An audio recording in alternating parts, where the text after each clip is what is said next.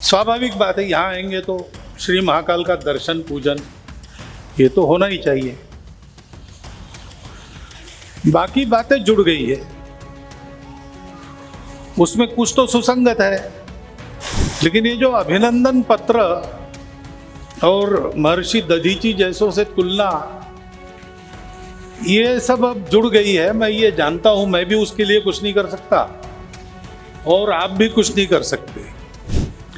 मेरा नंबर नहीं है, इसलिए उन्होंने मुझे यहां रखा है, तो सामने मैं आता हूं। ये सब उन्हीं का पुण्य प्रताप है जो संघ के बारे में अच्छे अच्छे शब्द हमको सुनने को मिल रहे हैं। नहीं तो हमको तो कभी संघ के बारे में अच्छा सुनने की आदत रही नहीं। शिव जी के सर से गंगा निकली, उनसे निकली इसलिए कि वही उसको धारण कर सके।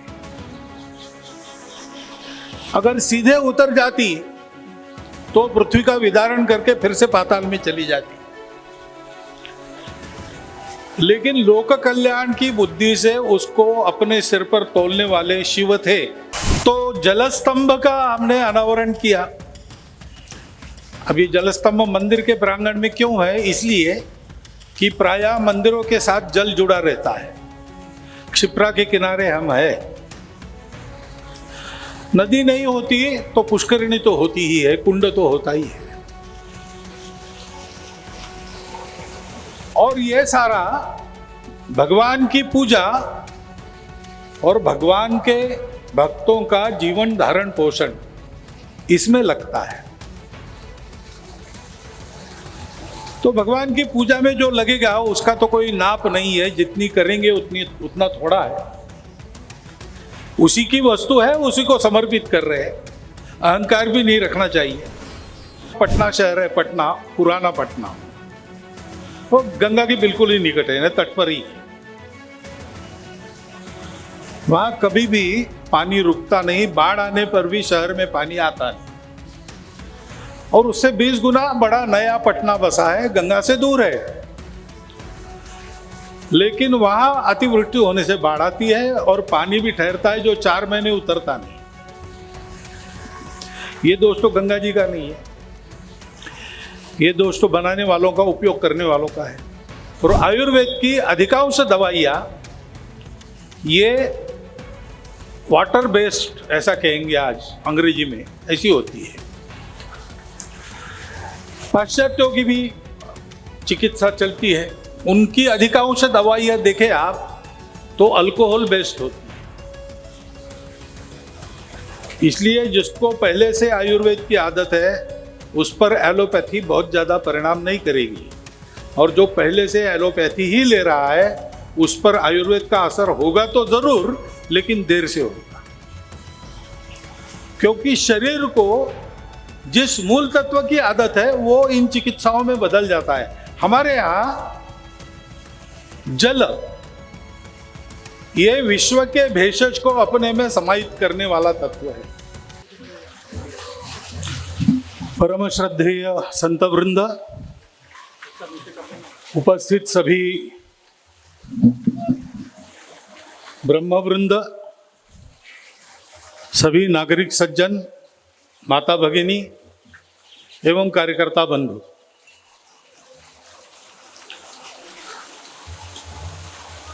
इस जलस्तंभ के अनावरण के लिए यहाँ आना ऐसा तय हुआ था। स्वाभाविक बात है, यहाँ आएंगे तो श्री महाकाल का दर्शन पूजन ये तो होना ही चाहिए। बाकी बातें जुड़ गई है, उसमें कुछ तो सुसंगत है। जो 2 स्मरणिकाओं का, ग्रंथों का विमोचन हुआ वो बिल्कुल सुसंगत है। ये जो लगातार उपक्रम चला है उसकी एक कड़ी है, उसमें जो जो कुछ हुआ है उसका संग्रह उसमें आया है। लेकिन ये जो अभिनंदन पत्र और महर्षि दधीची जैसों से तुलना, ये सब अब जुड़ गई है। मैं ये जानता हूं, मैं भी उसके लिए कुछ नहीं कर सकता और आप भी कुछ नहीं कर सकते। क्योंकि कार्यक्रमों के समारंभ होना और समारंभों के उत्सव होना ये भारतवर्ष का स्वभाव है। ऐसा वो हुआ है। वास्तव में दधीची जैसी तपस्या करने वाले बहुत लोग पीछे हैं। कुछ हो चुके, कुछ आज है और कुछ कल होने वाले हैं, जिनमें मेरा नंबर नहीं है। मेरा नंबर नहीं है इसलिए उन्होंने मुझे यहां रखा है, तो सामने मैं आता हूं। ये सब उन्हीं का पुण्य प्रताप है जो संघ के बारे में अच्छे अच्छे शब्द हमको सुनने को मिल रहे हैं। नहीं तो हमको तो कभी संघ के बारे में अच्छा सुनने की आदत रही नहीं। खैर, प्रसंग का उत्सव हुआ है, लेकिन ये प्रसंग गंभीर प्रसंग है जो हम जानते हैं। एक तरह से प्रतीकात्मक है, एक तरह से करने लायक। जलस्तंभ का अनावरण हुआ है। शिव जी के सर से गंगा निकली, उनसे निकली इसलिए कि वही उसको धारण कर सकी। अगर सीधे उतर जाती तो पृथ्वी का विदारण करके फिर से पाताल में चली जाती।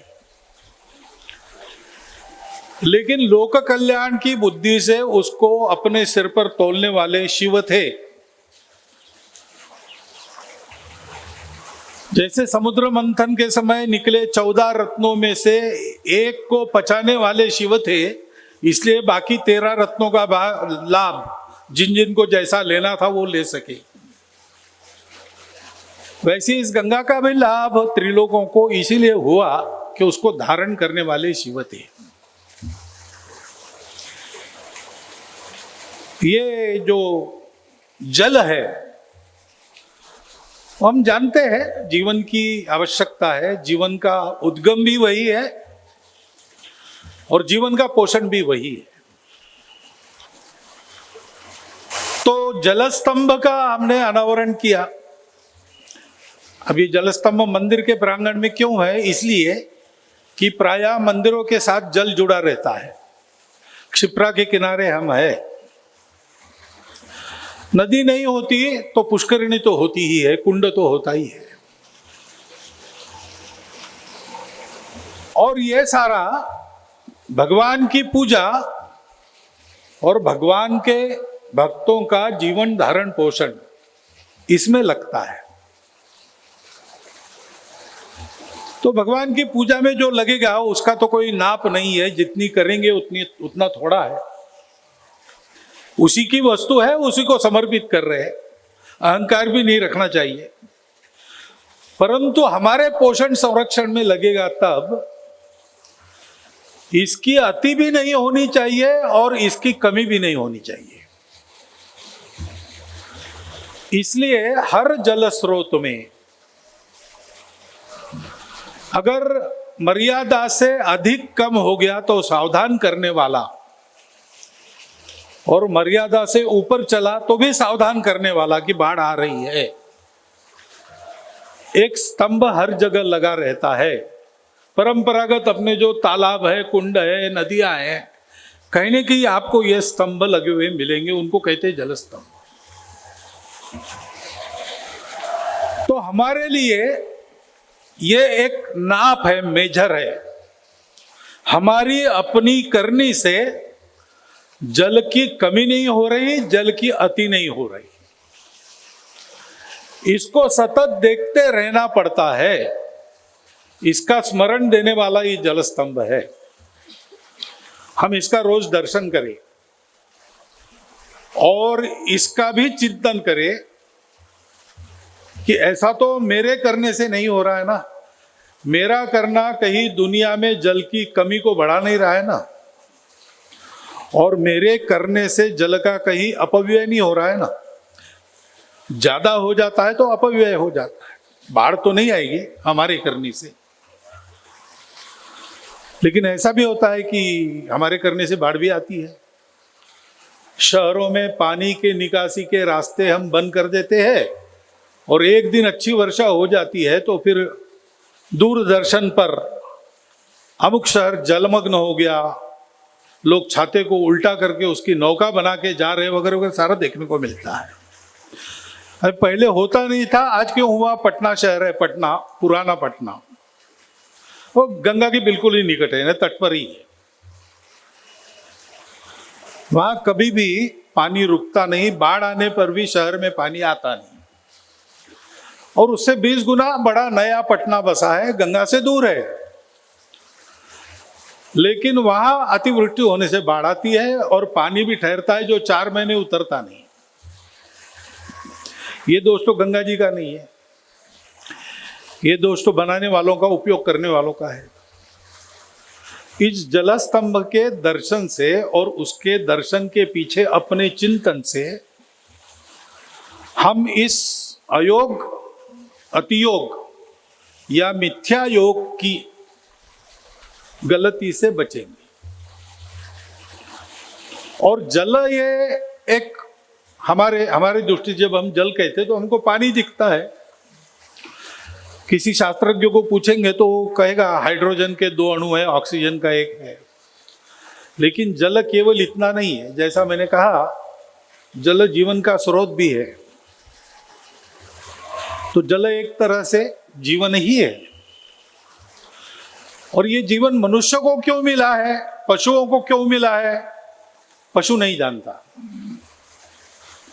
वो तो जन्मा है इसलिए मरते दम तक जिएगा, जैसा भी जिएगा, लेकिन जी लेगा, मार खा के जिएगा, दूसरों को मार के जिएगा, लेकिन जीते रहेगा, मरता नहीं, तब तक चलते रहेगा। आत्महत्या नहीं करता, अपवाद होते हैं, लेकिन सामान्यतः पशु आत्महत्या नहीं करता, क्योंकि उसको विचार ही नहीं है, भान ही नहीं है, ये जानकारी नहीं है। मनुष्य का ऐसा नहीं है। मनुष्य इस सृष्टि का घटक, पशुओं जैसा वो भी एक घटक है। प्रकृति में वृक्ष है, प्रकृति में पक्षी है, वैसे मनुष्य भी है। परंतु मनुष्य को जो बुद्धि मिली है, विचार शक्ति मिली है, कॉग्निटिव एबिलिटीज ऐसा विद्वान कहता है, वो मिले ही। वो किस लिए मिली है? कि ये मनुष्य सृष्टि में रहकर सारी सृष्टि का योगक्षेम ठीक चले, इसको देखे, जिसको कहते हैं धर्म, धर्माचरण। धर्म अकेले के लिए नहीं होता। एक आदमी है तो बिना धर्म के भी काम चलेगा, केवल उसके शरीर मन बुद्धि इसका धर्म देखना चाहिए। धर्म तब होता है जब हम सब होते हैं। हमको सबकी चिंता करके रहना है, तो कैसे रहना? तो इस पर 4 श्लोक है।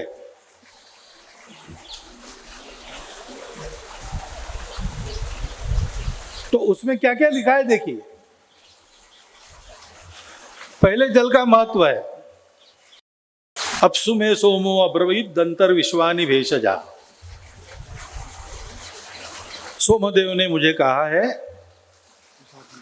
कि जल में सारी औषधियां निहित है। विश्व का सारा चिकित्सा करने वाला जो तत्व है वो पानी में है, और ये वास्तविकता है। और भारत के लिए तो है ही, क्योंकि भारत की परंपरा में आयुर्वेद है, और आयुर्वेद की अधिकांश दवाइयां ये वाटर बेस्ड, ऐसा कहेंगे आज अंग्रेजी में, ऐसी होती है। पाश्चात्यों की भी चिकित्सा चलती है, उनकी अधिकांश दवाइयां देखें आप तो अल्कोहल बेस्ड होती है।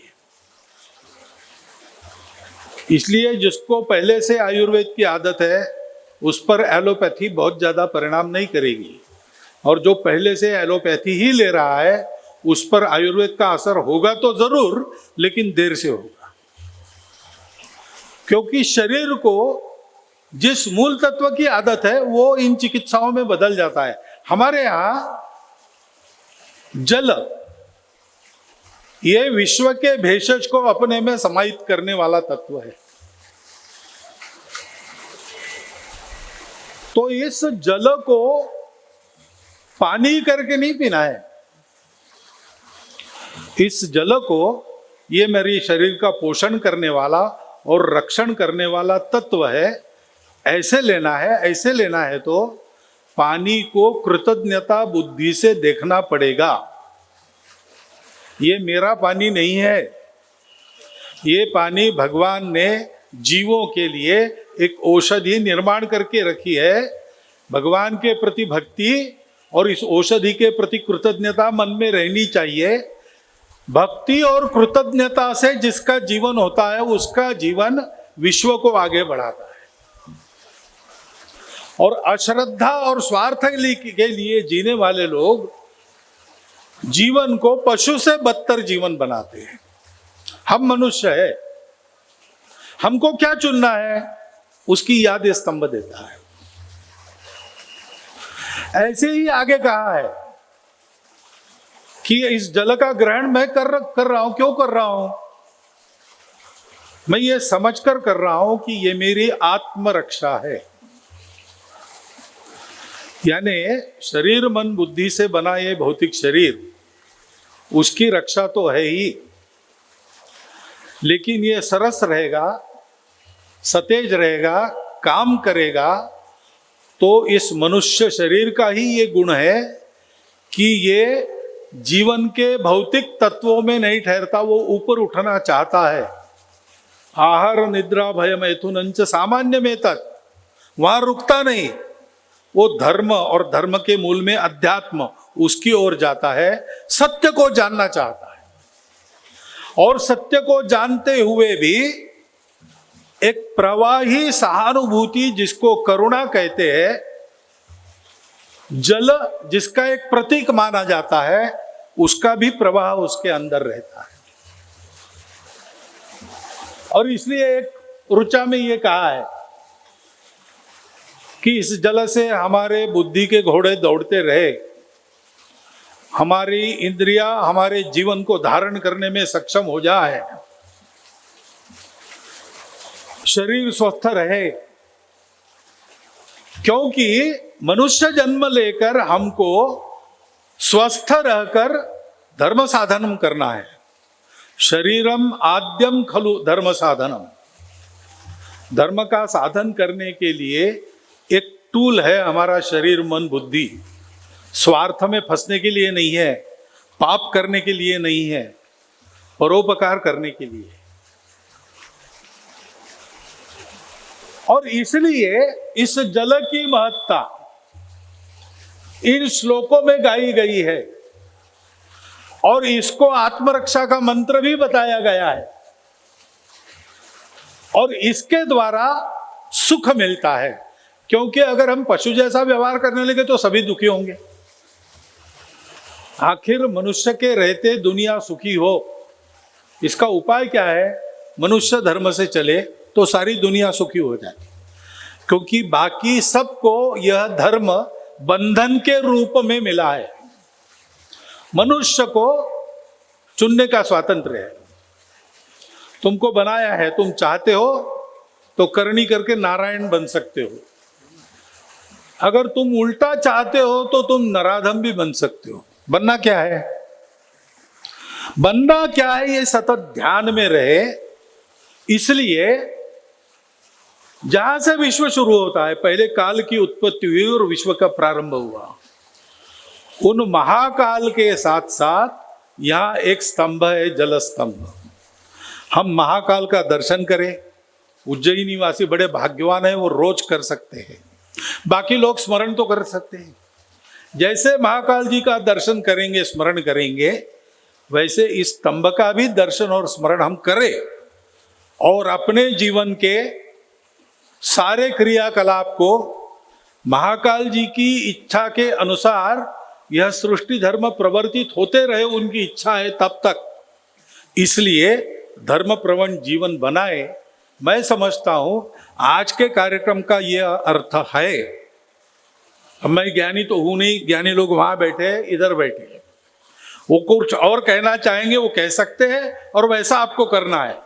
लेकिन मेरी अल्प बुद्धि में मैंने जो विचार किया, मेरी ये बात ध्यान में आई।